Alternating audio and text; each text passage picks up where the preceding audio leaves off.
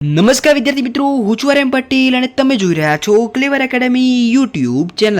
તો આજના વિડીયોની અંદર આજે આપણે જોવાના છીએ ધોરણ 10 વિષય ગણિત. એની અંદર જે તમારી આ પ્રશ્ન બેંક જે લેવાય છે 29/7/2024 ના રોજ એનું સંપૂર્ણ સોલ્યુશન જોવાના છીએ, ચાહે એ વાસ્તવિક સંખ્યાઓ, બહુપદીઓ, સંભાવનાઓ. તો ચલો વિદ્યાર્થી મિત્રો, તમારો ટાઈમ વેસ્ટ ન કરતા વિડીયોની શરૂઆત કરીએ.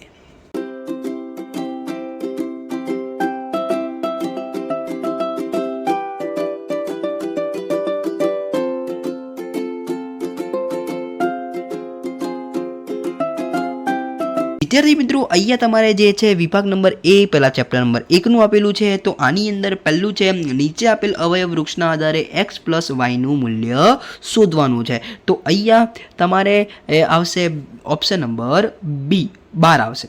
બરોબર છે. ઓપ્શન નંબર શું આવશે? બી 12. ઓકે. તો એવા કેનોસ તમારે અહીંયા સરવાળો કરીને અહીંયા એવું લખવાનું છે. ઓકે. 3x તો અહીંયા 3x થઈ ગયું. તો અહીંયા x ની કિંમત કઈ આવે તો એ તમારે લખવાનું છે. ઓકે. તો ચલો વિદ્યાર્થી મિત્રો, અહીંયા જોઈ લઈએ. વાત કરીએ ખાલી જગ્યા એ અસમય સંખ્યા નથી. તો અહીંયા ખાલી જગ્યા એ અસમય સંખ્યા નથી. સી આવશે. વર્ગમૂળમાં 25 એ સમય સંખ્યા છે, કારણ કે આનું વર્ગમૂળ નીકળે છે 5 આવશે. જેનું વર્ગમૂળ નીકળતું હોય એ સમય સંખ્યા હોય, યાદ રાખો. ઓકે. પાઈ એ તો અસમય સંખ્યા છે. ઓકે. વાત કરીએ વિદ્યાર્થી મિત્રો, અસમય સંખ્યા નથી એ તો ખબર પડી ગઈ. 70 અને 125 ભાગતા શેષ 5 અને 8 મળે તેવો મહત્તમ પૂર્ણાંક તમારો એ આવશે 13. બરોબર છે. વાત કરીએ આગળ, 20a² b અને 30ab² નો ગુસા લખો. કાં તો ખાલી જગ્યા થાય તો એની અંદર ચોથામાં 10ab થશે વિદ્યાર્થી મિત્રો. 10ab સૌથી નાની અવિભાજ્ય સંખ્યા અને સૌથી નાની વિભાજ્ય સંખ્યાનો લસા. તો વાત કરીએ વિદ્યાર્થી મિત્રો, C1.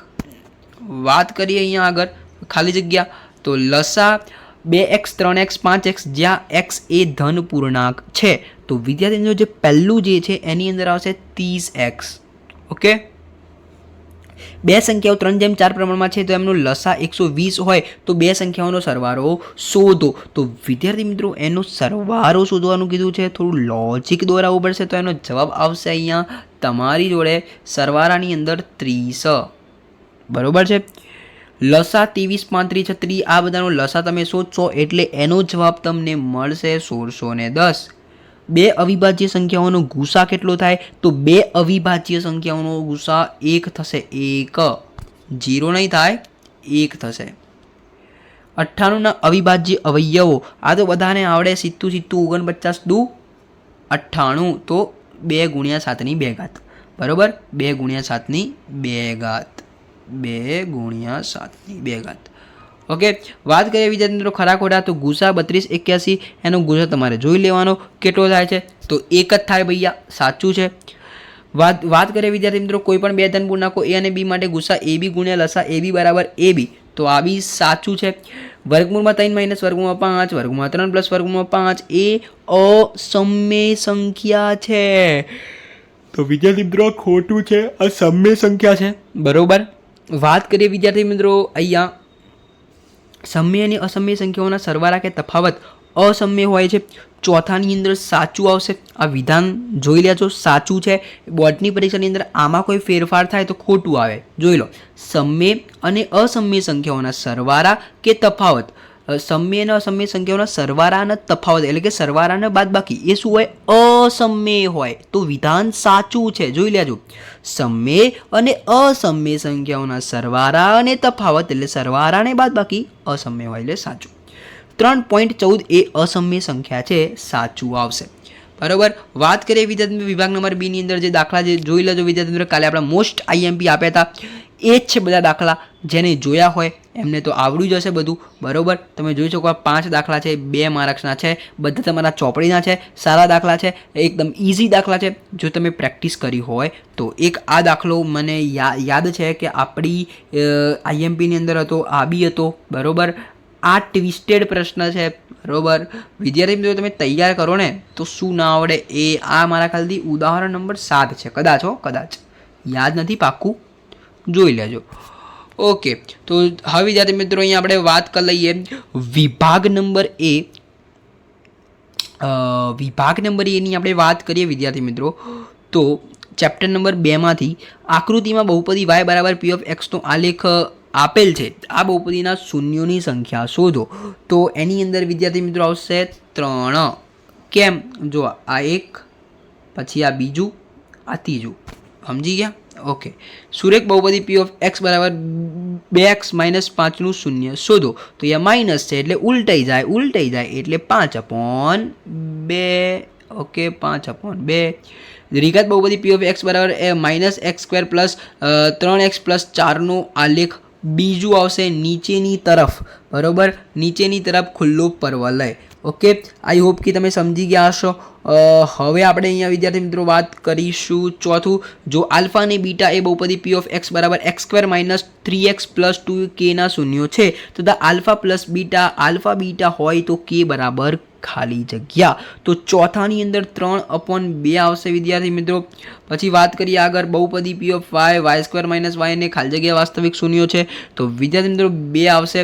ઓકે, વાત કરીએ આગળ.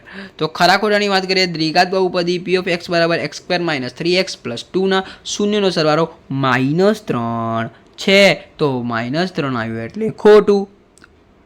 ઓકે, હવે વિદ્યાર્થી મિત્રો અહીં આપણે વાત કરી લઈએ તો બીજું જે છે એ છે પી ઓફ એક્સ બરાબર વર્ગમૂળમાં 2x પ્લસ 7 એ સુરેખ બહુપદી છે, તો સાચું છે.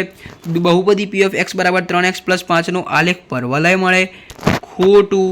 દ્વિઘાત બહુપદી પી ઓફ એક્સ બરાબર x² પ્લસ 7x પ્લસ 10નું શૂન્ય 1 0 -5 છે, તો ચોથાની અંદર સાચું. દ્વિઘાત બહુપદી પી ઓફ એક્સ બરાબર x² - 25માં એક્સનો સહગુણક -25 છે, ખોટું. બરોબર છે. સહગુણકની અંદર 3x² આવું હોવું જોઈએ, તો એક્સનો સહગુણક કોણ છે? 3, તો એનો જવાબ 3 આવી રીતે હોવું જોઈએ, પણ અહીંયા તો કશું છે જ નહીં એટલે ખોટું આવશે. વાત કરીએ જોડકાની અંદર પહેલું છે પી ઓફ એક્સ બરાબર 7x પ્લસ 5નું શૂન્ય, તો એનું શૂન્ય શું આવે? -5/7. બરોબર છે. પી ઓફ એક્સ બરાબર x² - 2x - 8ના શૂન્યનો સરવાળો, તો અહીંયા જે બીજું જે છે એ આવશે 2. બરોબર, એટલે કે અહીંયા બીજું જે છે એની અંદર બી જે છે એની અંદર 1 અને એ જે છે એની અંદર 2, એટલે આમ થઈ જશે. બરોબર. વાત કરીશું આગળ, દ્વિઘાત બહુપદીના શૂન્યનો સરવાળો. દ્વિઘાત બહુપદીના શૂન્યનો સરવાળો -b/a. શૂન્યનો ગુણાકાર c/a. આ સૂત્રો પૂછ્યા છે. બરોબર. વાત કરીએ આગળ, પી ઓફ એક્સ બરાબર 3x² - x - 4માં એક્સનો સહગુણક. તો વિદ્યાર્થી મિત્રો એક્સનો સહગુણક જે છે એ છે b. શું છે? એક્સનો સહગુણક b -1. પછી પી ઓફ યુ બરાબર 4u² પ્લસ 8uના શૂન્યનો ગુણાકાર બીજું. શૂન્યનો ગુણાકાર શું છે? શૂન્યનો ગુણાકાર બીજાની અંદર આવશે તમારું એ આવશે એ શૂન્ય. ઓકે, તો જોઈ લેજો વિદ્યાર્થી મિત્રો. હવે આપણે જોઈશું ચોથું, પી ઓફ એક્સ બરાબર 5x પ્લસ 3નો આલેખ. 5x પ્લસ 3નો આલેખ ચોથાની અંદર 1નો બી, સીધી રેખા. x² પ્લસ 2x પ્લસ 1નો આલેખ, તો બીજાની અંદર એ, ઉપરની તરફ ખુલ્લો પરવલય. પી ઓફ વાય બરાબર y પ્લસ 3ના શૂન્યોની સંખ્યા c આવશે. x² પ્લસ 3x માઇનસ 3ના શૂન્યોની સંખ્યા, તો એની અંદર b આવશે. બરોબર છે. જો જોઈ લેજો, અહીંયા બધા જોડકા મેં તમને કહી દીધા. વાત કરીએ વિભાગ નંબર બી ની અંદર, જ્યાં 5 દાખલા જે છે એને સ્ક્રીનશોટ લઈ લેજો, તૈયાર કરી દેજો, જેથી તમને તૈયારી કરવામાં મદદરૂપ રહે. પછી આ જે બીજા જે 4 દાખલા જે છે એ બી તૈયાર કરી દેજો 3 ગુણ માટે. બરોબર, તમને સારામાં સારી રીતે આવડી શકે. હવે જે અહીંયા જે છે આ જે 5 પ્રશ્નો છે 3 ગુણમાં પૂછાયેલા છે. બરોબર, જોઈ લેજો વિદ્યાર્થી મિત્રો. હવે આપણે વાત કરી લઈએ પ્રશ્ન નંબર 3, વિભાગ નંબર એ. તો એની અંદર ચેપ્ટર નંબર 15માંથી પૂછાયેલું છે, એક સમતોલ પાસાને ફેંકતા તેના પર યુગ્મ અંક આવવાની સંભાવના. યુગ્મ એટલે કે વિદ્યાર્થી મિત્રો 1/2. વાત કરીએ આગળ, 2 સમતોલ પાસાને ફેંકતા તેના પર અંકોનો સરવાળો 9 મળવાની સંભાવના કેટલી થાય? 1/9. જેનિલ અને શિવાંશ 2 મિત્રો છે, તેમાં બંને મિત્રોનો જન્મદિવસ એક જ દિવસે આવવાની સંભાવના કેટલી થાય? 1/365. P of A plus P of A bar બરાબર ખાલી જગ્યા ચોથાની અંદર 1 આવશે. શું આવશે? 1. કોઈપણ ઘટનાની સંભાવના ન ખાલી જગ્યા હોઈ શકે, -1 ન હોઈ શકે. બરોબર. ખરા ખોટાની વાત કરી દઈએ. પી ઓફ એ બરાબર 3/4 હોય તો પી ઓફ એ બાર બરાબર 4/3 થાય. ખોટું. અહીંયા પી ઓફ એ બાર બરાબર 1 - 3/4 કરો તો 4 × 4, 4માંથી 3 કાઢો તો કેટલા આવે? 1/4. તમારો જવાબ કેટલો આવે? 1/4. ઓકે. ચોક્કસ ઘટનાની સંભાવના કેટલી છે? 1. ચોક્કસ સંભાવનાની ઘટના 1 છે. સાચું છે ભાઈ. વર્ષ 2024માં 53 સોમવાર આવવાની સંભાવના 3/7 છે. ખોટું. એક સિક્કાને ઉછાળતા સિક્કા પર એક છાપ મળે અને એક કાંટો મળે તેની સંભાવના 1/2 છે. તો એનમાં વિદ્યાર્થી ચોથું છે એટલે સાચું છે. કોઈપણ ઘટના એ માટે પી ઓફ એનું મૂલ્ય હંમેશા પી ઓફ એ બાર કરતાં વધારે હોય છે. ખોટું આવશે. વાત કરીશું એક વાક્યમાં ઉત્તર. પૂરક ઘટના એટલે શું? તો ધારેલી ઘટનાની વિરુદ્ધ પરિણામ મળે તેને શું કહેવાય? પૂરક ઘટના. ધારેલી ઘટનાની વિરુદ્ધ પરિણામ મળે. ધારેલી ઘટના આપણે હોય અને એની વિરુદ્ધ ઘટના મળે એને શું કહેવાય? પૂરક ઘટના. સૈદ્ધાંતિક સંભાવનાની વ્યાખ્યા કોને આપી? તો પિયર. બરોબર. પિયર સિમોન લાપ્લાસ. એકદમ ઇઝી. સૈદ્ધાંતિક સંભાવનાની વ્યાખ્યા કોને આપી? પિયર સિમોન લાપ્લાસ. આગળ પી ઓફ એ બરાબર x/3 અને પી ઓફ એ બાર બરાબર 2/5 તો એક્સનું મૂલ્ય જણાવો. તો જે પાંચમું જે છે એની અંદર -9/5 આવશે. ત્રીજું આપણે ભૂલી ગયા. અશક્ય ઘટનાની સંભાવના કેટલી હોય? 0. સોરી જુઓ. ચોથું જે છે લીપ વર્ષમાં ફેબ્રુઆરી માસમાં 5 રવિવાર આવવાની સંભાવના -1/7. આ યાદ રાખજો. લીપ વર્ષમાં ફેબ્રુઆરી માસમાં 5 રવિવાર આવવાની સંભાવના -1/7. તો વિદ્યાર્થી મિત્રો સેક્શન નંબર બીની અંદર બાકી છે આપણા સંભાવનાના આ દાખલા વર્ગ 2 છે. મેળવો તમે સ્ક્રીનશોટ. ઓકે. આ સ્ક્રીનશોટ લઈ લેજો જેથી તમને હેલ્પફુલ થાય. આ સેક્શન નંબર બીના પહેલાં લઈ લેજો. ઓકે. 1 થી 5 જે દાખલા છે એ. પછી આપણે વાત કરી લઈએ section number C. Section number સીના જે છે આ છે 5 દાખલા.